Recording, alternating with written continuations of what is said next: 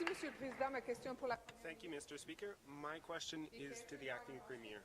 It can be the scariest thing a family has to face. But there's good news.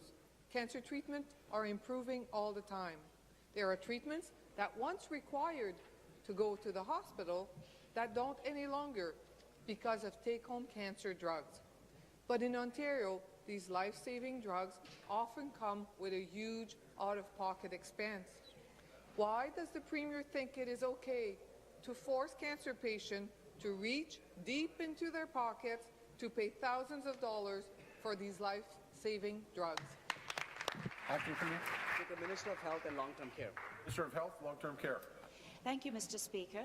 And certainly I'm pleased that our government and the third party seem to be very much on the same page when it comes to advocating for a universal pan-Canadian pharmacare plan.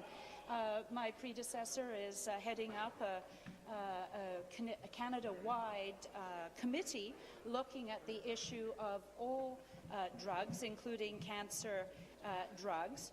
And I'm pleased to see that the third party has recently, I think just this morning, had an initiative as it comes to take-home cancer drugs.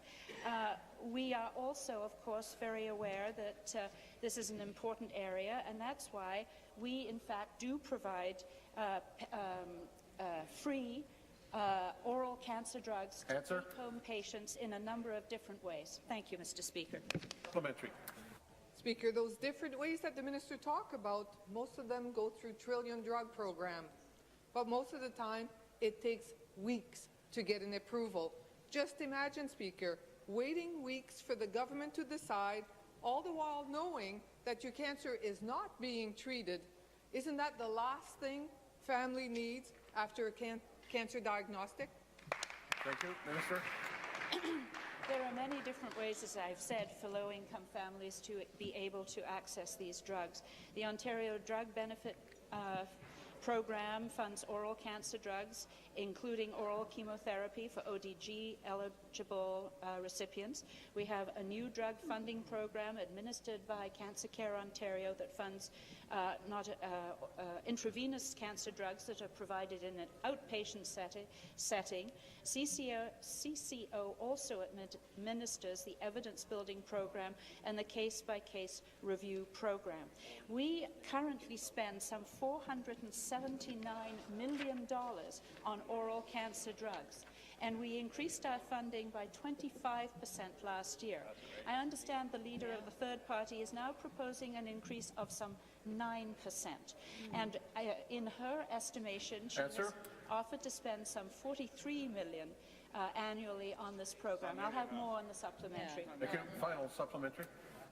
Speaker, the Minister has to read this off of a piece of paper because the system is so complicated, the system is so demeaning to people that it puts people that are already at a very high level of stress through more stress.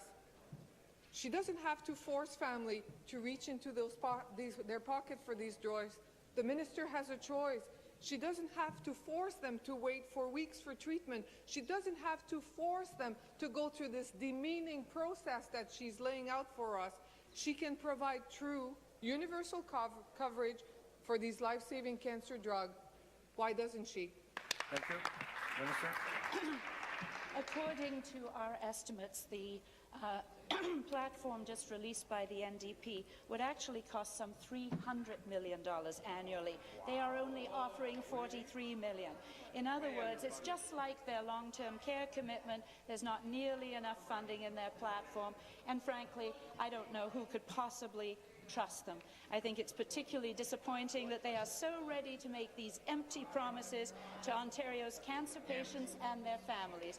We believe in real numbers. We analyze very, very carefully, and yes, we read them off a piece of paper to make